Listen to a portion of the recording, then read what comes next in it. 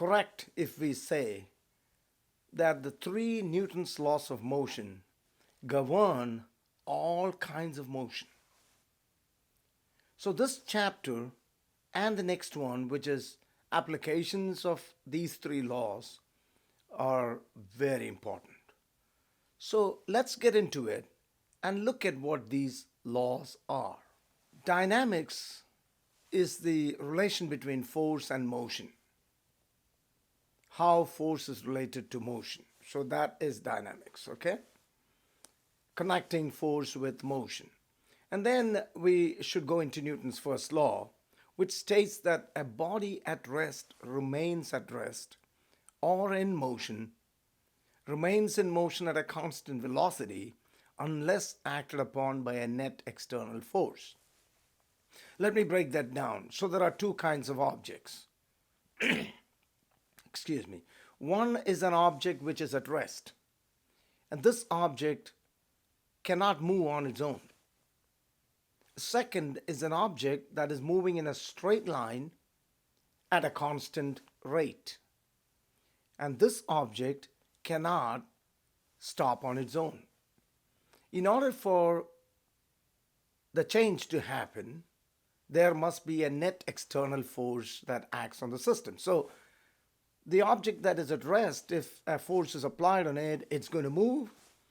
And an object that is moving at a constant rate in a straight line, if a force is applied, it will slow down and maybe stop. So that is Newton's first law. And directly from Newton's first law, we have this idea of inertia. Inertia is the inability of an object to start moving or to stop. It is the inability. All right, it can't start motion on its own, neither can it stop moving on its own. We need an external force for that. And inertia depends on mass. So if the mass of an object is bigger, then its inertia is bigger. For example, passengers standing in a moving bus. Let's say that there are two people. One is a light person, maybe 50 kilograms is the mass, and the other person is heavier, so let's say it's 150 kilograms, or three times the mass of the lighter person. And they're both standing in that bus, and unfortunately they're not holding anywhere, and the driver steps on the brakes, and it's a hard braking. So now what's going to happen is both of them will fall forward. Why?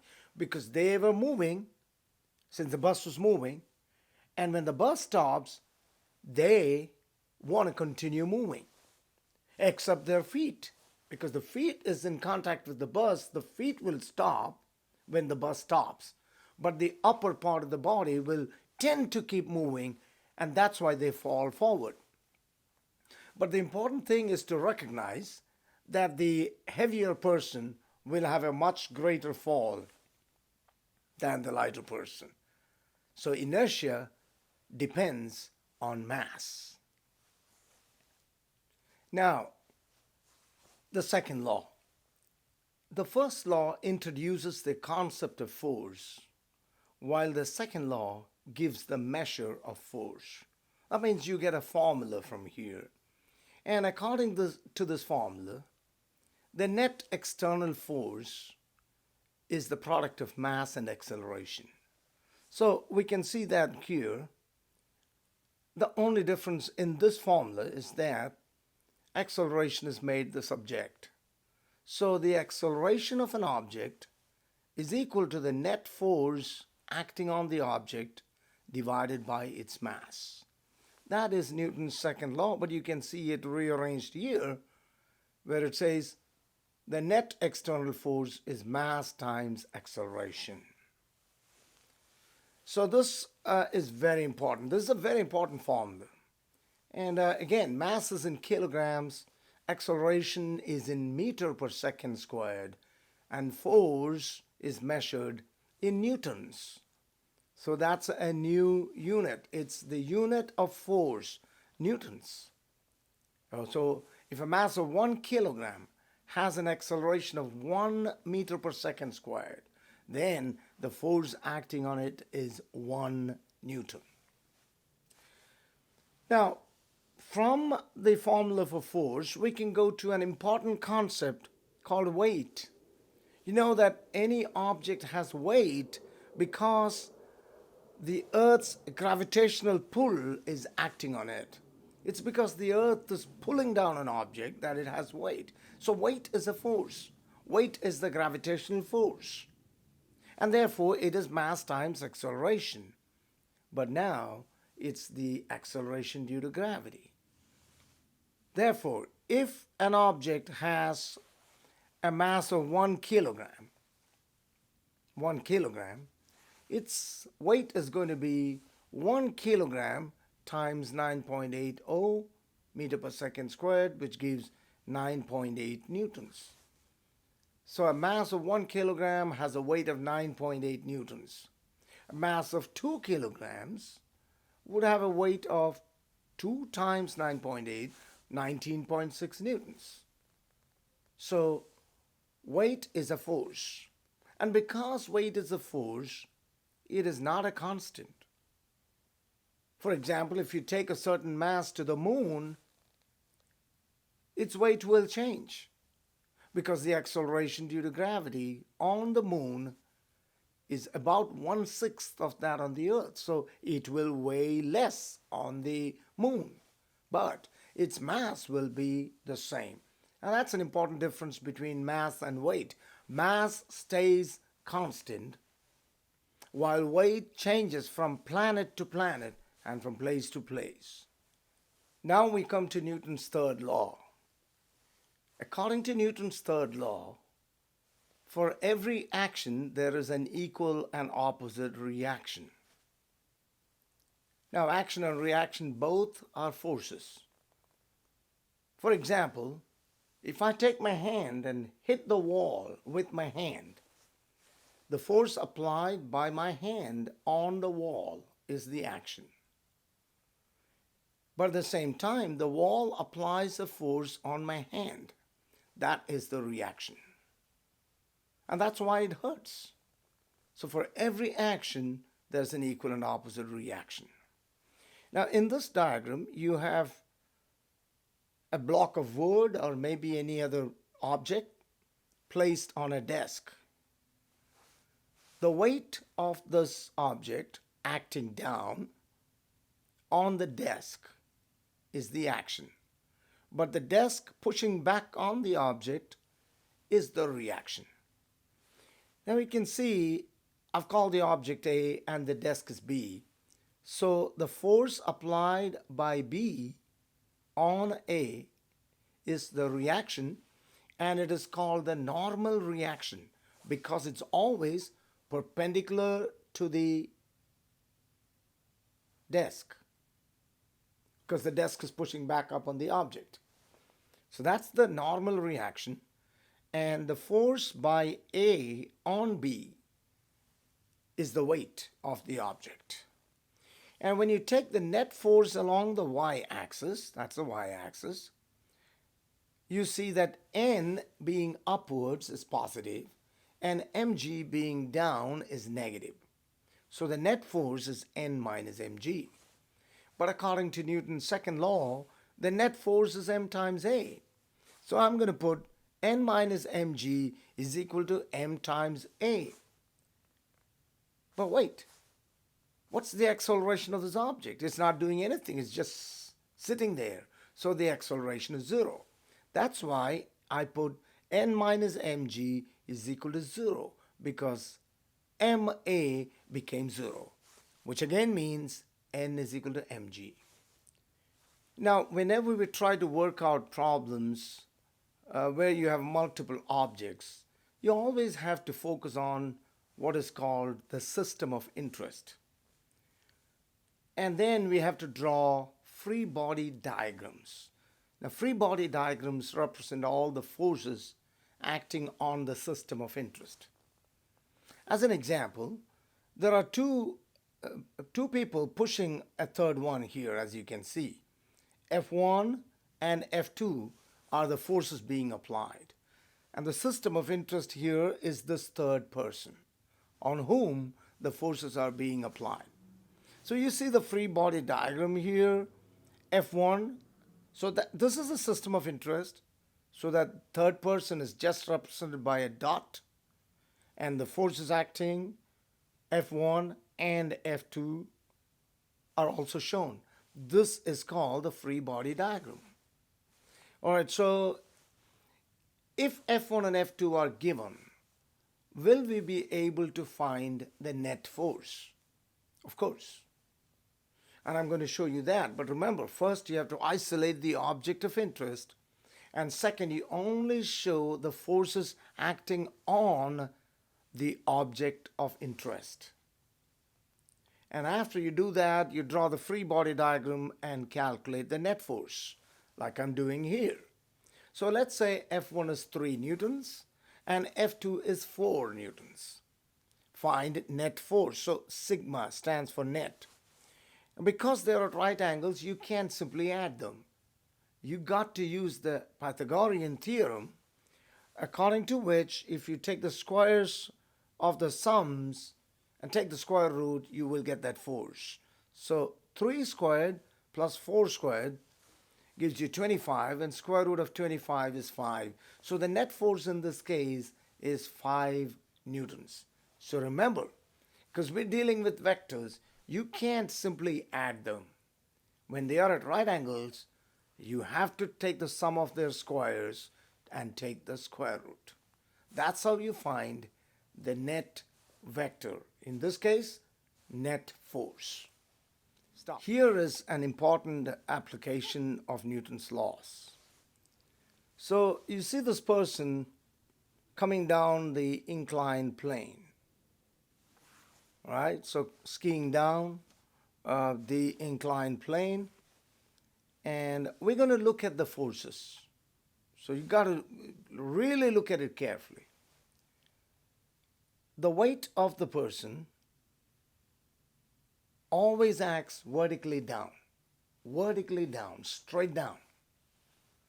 And so that's the weight. And the plane pushes back on the person. Remember, that's the reaction. And that has to be perpendicular to the surface. That's why it's called the normal reaction. So now you have those two forces. And a third force could be friction. Friction always opposes motion. Since this person is trying to come down, friction is going to be exactly opposite. So those are the three forces. And now these three forces, the weight, the normal force, and the friction, are all at different angles. So we have to first set up the coordinate system. That is the x and the y axis. Remember that in this case, we rotate the x and the y axis so that the x axis is parallel to the plane and the y axis is perpendicular to the plane. Now when we do that, the advantage is that the frictional forces along the x axis and the normal reaction is along the y-axis. So you don't have to do anything to those two. But the weight, if you look at the weight, it is not along the x, nor is it along the y-axis. Therefore, we have to break it up into its components. And that's where we make this little triangle here. See this little triangle? In this triangle, if this angle is 25 degrees, then by geometry, this will also be 25 degrees. So when you set up the right angle triangle, this is the opposite side, this is the adjacent side. And you know that the opposite side is always sine theta, and the adjacent side is cosine theta. So look at the free body diagram. It's the same thing. You have this object of interest, friction, normal reaction, and the weight. So when the weight is broken up into its components, you get W sine theta and W cosine theta. So you got to understand why and how we got it. Because this is the opposite side, it's sine. This is the adjacent side, it's cosine. And then we're going to look at the net forces both along the x and the y axis. All right? Let's do that. So for that, let's assume that the person has a mass of 50 kilograms. That means the weight is 50 times 9.8, which is 490 newtons. So the weight of the person is 490 newtons. Now, the net force along the x-axis is W sine theta minus friction. Why? Because look, W sine theta is acting straight down here, which is the same as it acting down here. And then friction is opposite. So, W sine theta minus F. I mean, strictly speaking, you should have written this as negative and friction as positive, but it's not going to change anything. I'll show you why.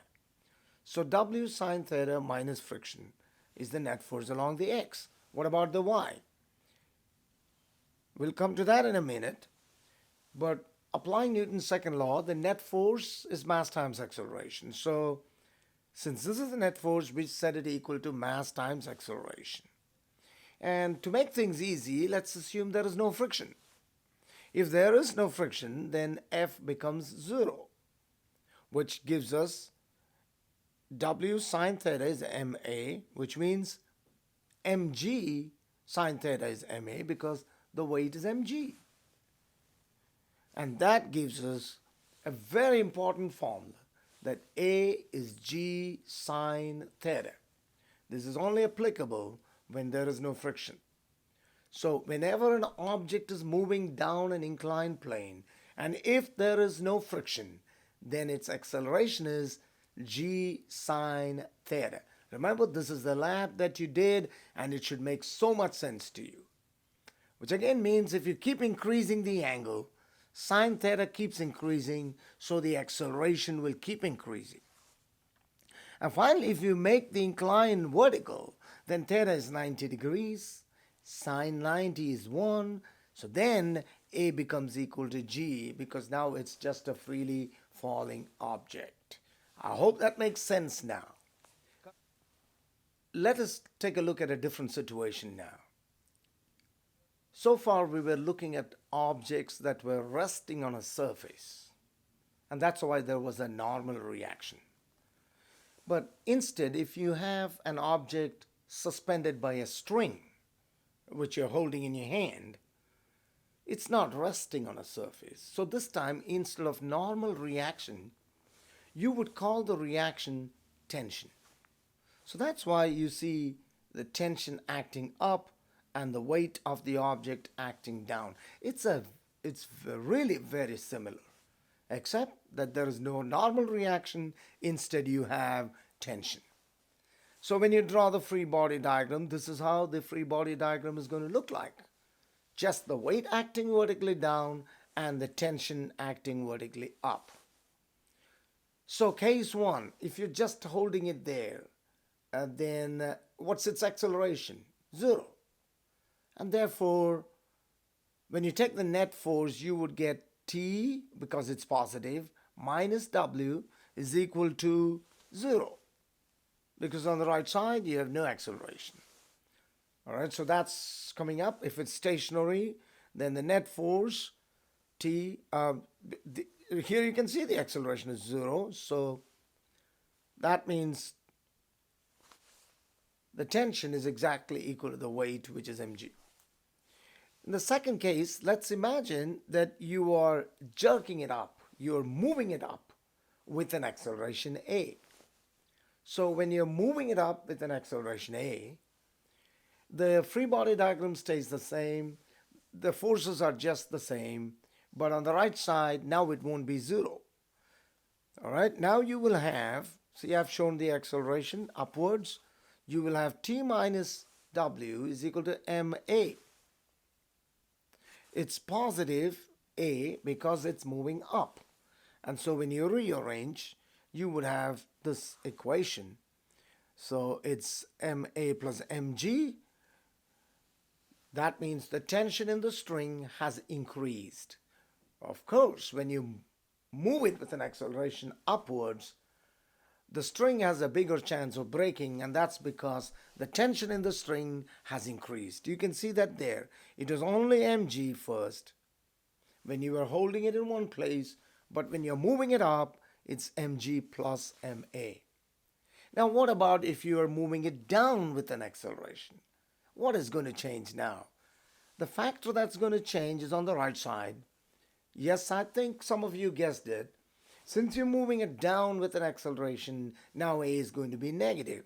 So the free body diagram and everything stays the same. The right hand side, instead of positive MA, becomes negative MA because A is negative since it's down. So when you do the math, you get the tension as mg minus ma. That means the tension is less than when you are holding it stationary.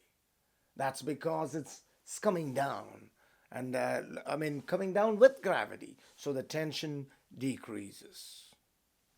Now let us do a very simple question based on Newton's second law of motion. An object on a frictionless surface is acted upon by a force of 20 newtons. If the mass of the object is 2 kilograms, what is its acceleration? Direct application. You given the force, you given the mass, you have to find the acceleration. Net force is equal to mass times acceleration. And you just plug in the numbers correctly. 20 is equal to 2 times A. Divide both sides by 2. And you get the acceleration as 10 meter per second squared. Well, the unit could also have been Newton per kilogram, because the unit of force is Newton, mass is kilogram. It's that simple.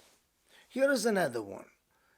Starting from rest, a 3 kilogram body, means an object, reaches a speed of 10 meter per second in moving through a distance of 50 meter. What's the net force acting on the body? Now it's not that simple. You just read it again. The mass is 3 kilogram. The object reaches a speed of 10 meter per second. So that's the final velocity. And it says starting from rest. So you have the initial velocity as 0. You have the final velocity as 10 meter per second. And this happens when it moves through a distance of 50 meter. So that's the displacement. See how we go back into kinematics? And then we have to find the acceleration. Once you get the acceleration, just multiply the mass with the acceleration. You would get the net force. So it's pulling us back into kinematics. So here are the given quantities. V0 is 0. Vf is 10 meter per second. Delta x is 50 meter. We're trying to find acceleration. The equation is Vf squared is V0 squared plus 2ax. So when you carefully substitute that, 10 squared is 100. 2 times a times 50, because this is 0, right? Now 2 times 50 is 100. That's why it's 100a. So divide both sides by 100. And then you get the acceleration as 1 meter per second squared. And once you get the acceleration, you calculate the net force using mass times acceleration, which is 3 kilogram times 1 meter per second squared. So that is 3 newtons. In this last segment, I want to introduce the concept of friction. I've already mentioned that friction opposes motion.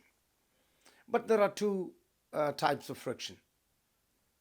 One is static friction and the other is kinetic friction. If an object is at rest on a surface and not moving, then the friction between the two surfaces is called static friction. But if the object begins to move on that same surface, now the friction between the two is called kinetic friction. Kinetic means movement. And the formula for both of these frictions are the same.